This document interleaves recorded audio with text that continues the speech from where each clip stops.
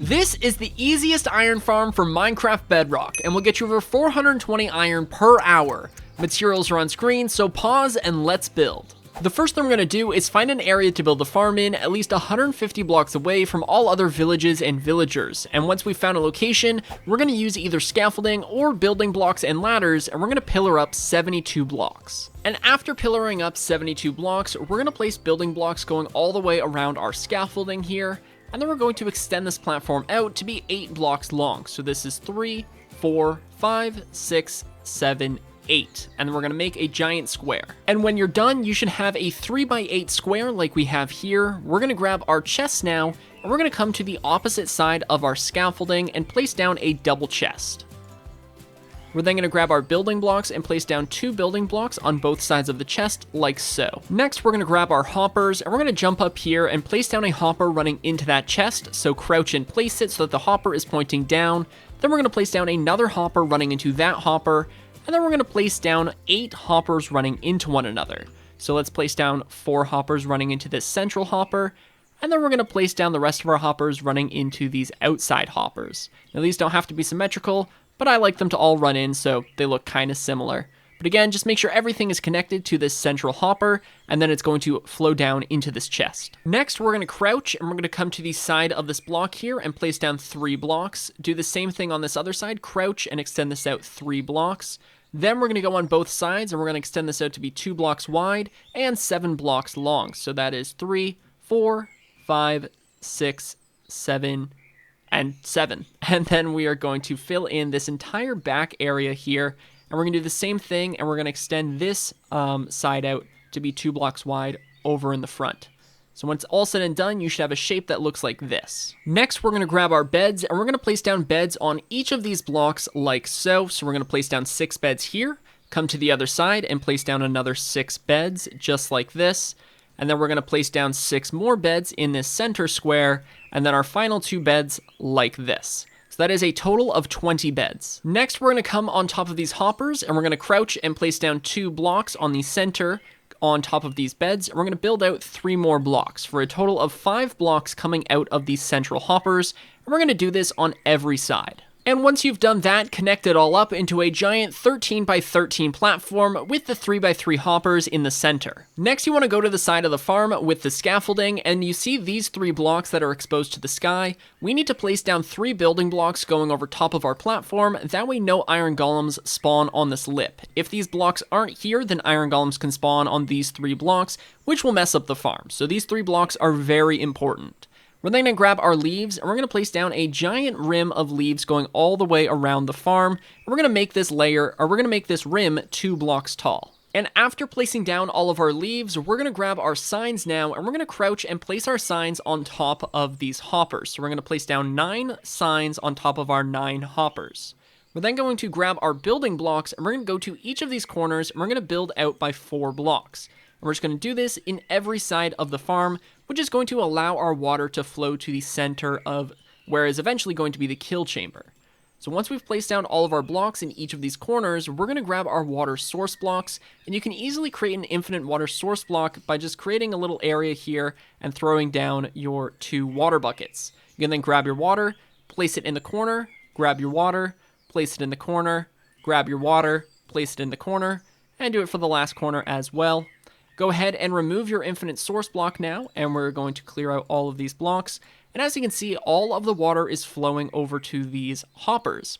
Now these are currently taking up valuable spawn locations, so we're going to remove all of these building blocks that we used to spread the water, which is going to allow iron golems to spawn in this far corner as well. And after all of that, this is what the farm should currently look like. All of the water sources are flowing down to these central hoppers here.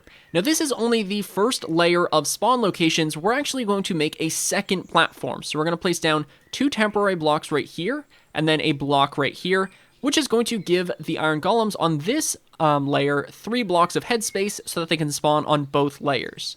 We're then going to remove these 2 temporary blocks, and we're once again going to be building our giant platform which is a 13 by 13 square, and we're going to leave the center 3 by 3 empty so that the iron golems can fall down into this kill chamber. And after building your second layer, this is what the farm should now look like. We're going to grab our leaf blocks now, and we're going to place down a temporary block on this rim, place down a leaf block, break our temporary block, and then we're just going to do the same thing, creating a 2-block tall rim going all the way around this platform, and we're going to do the exact same thing with the water. Before you place in your water though, each of these triangles is only going to be 3 blocks long and 3 blocks wide, and we're also going to come into our center here, and we're going to place down signs on all of these corner blocks. So a sign and then a sign on top, and do the same thing on this side, and that's going to prevent the water from falling into our 3 by 3 hole, which again is eventually going to have lava, so we can't have water flowing there.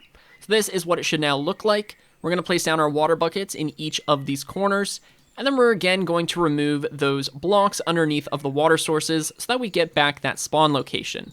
Because again, if those blocks are there, nothing can spawn here, but with them removed, an iron golem can spawn in this corner. So again, we're just going to remove all of these blocks. And with that, we have built all of the spawn layers. So the next thing we're going to build is the kill chamber. Now bear with me because this is probably the most confusing part of the tutorial just because of how many signs we're about to place, but I'm going to try and keep it simple. First, we're going to place down signs on top of these bottom 9 signs here. After placing down those signs, we're going to place down signs on the sides of those second layer of signs. And then after placing down these side signs, like you see here, we're going to place down signs on top of the signs that we've just placed on the side.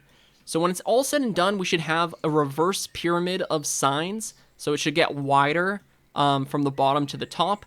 And on top, I hate placing signs so much.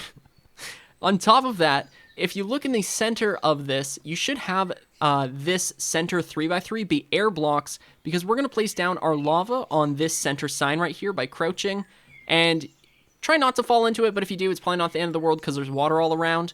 But this is what it should look like. So if all of your signs are placed correctly, this is what it should look like, and I'll just stay still here if you need to pause the video. Alright, on the opposite side of the iron farm from the scaffolding, so on this side right here, we're going to come to the center, and on this first layer of leaves, we're going to place down a block. So it's the center of the farm, first layer of leaves, opposite side of the scaffolding. We're then going to extend this out to a total of 5 blocks wide, like you see here, and then we're going to extend this out 7 blocks. So 3 on this side, and 3 on this side, and then go ahead and make a nice little platform here, and then we're going to add 3 more blocks on both ends of this platform. So we're going to place down 3 blocks right here, and 3 blocks on this side as well.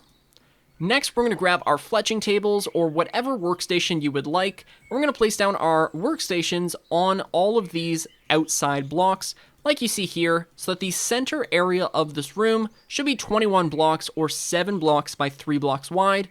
And then we're going to place down a layer of building blocks on top of those workstations. Alright, correction, we're actually going to remove those building blocks, and this layer over top of the workstations is going to be leaf blocks, and then the ceiling is also going to be leaf blocks, but we're going to wait to put that on because we need to get our villagers inside of this chamber. Now the easiest way to do that is once you've kidnapped your 2 villagers, you have them in a boat with a lead, we're going to look up at our little chamber where the villagers are going to go, and we're just going to offset it a little bit. So your crosshair shouldn't be underneath of it, just kind of like beside it. This is a pretty good place to pillar up, so I'm just going to jump, and we're going to pillar up all the way until we are above that chamber. Then we're going to bridge over so we can just gently drop these guys into our little room with all of the workstations. And I actually thought that I had pillared much farther away, so we're just going to get these to the other side, so just, come on.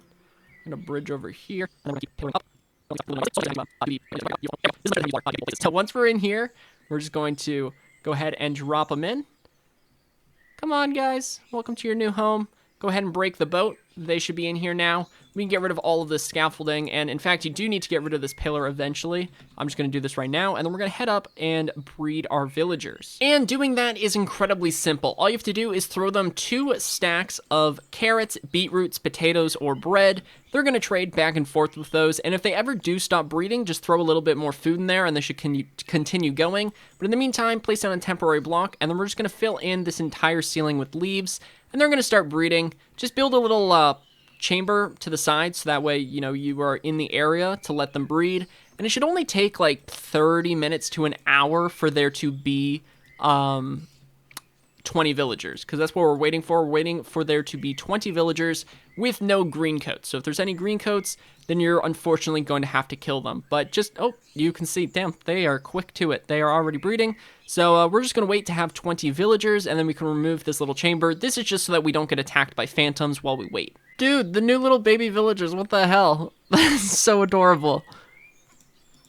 Anyways, they will not be contributing to the workforce, so they have to go, and same with green coats. Obviously, the baby villagers are going to grow up into working individuals, so that's fine, but none of the green coats, and as you can see, as soon as I remove one, wow, this is, I'm gonna keep it PG. So yeah. Obviously, baby villagers are going to grow up into working individuals, so they are going to contribute to the iron golem spawning. However, green coats do have to go because they just take up room and they are not going to contribute to spawning iron golems. So once you have 20 adult villagers in here, this thing should start going almost immediately. The only thing we have left to do is we need to tame 5 cats and keep them in the area, and the easiest way to do that is there's going to be cats that spawn in this bottom layer. Just put them on a lead and then lead them up and then tame them and place them somewhere along the farm. But as you can see, we already have an iron golem. But yeah, by having the 5 cats there, we are going to make the rates even stronger.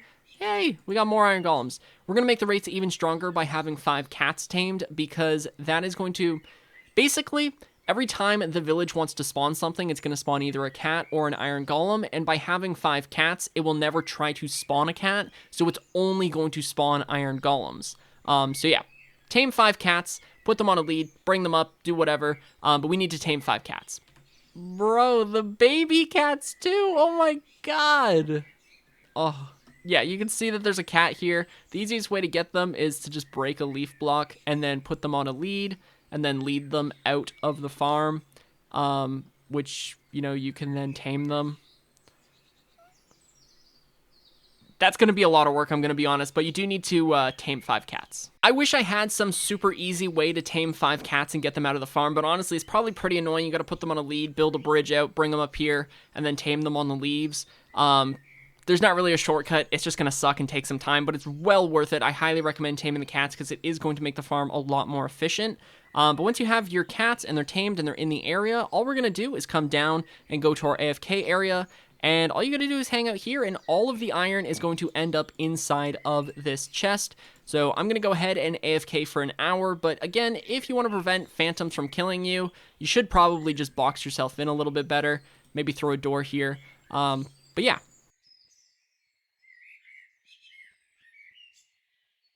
So as you can see in that time lapse, we AFK'd for an hour and got just over 6.5 stacks of iron, which is just over 420 iron in a single hour. I've been hanging around the farm, and in that time, you know, we've got 5, 6, 7, like, this makes tons of iron. Never count on camera. But anyways, I hope you guys enjoyed this video. If you did, then be sure to subscribe and leave a like. My name is 1UpMC, and I'll catch you in the next one.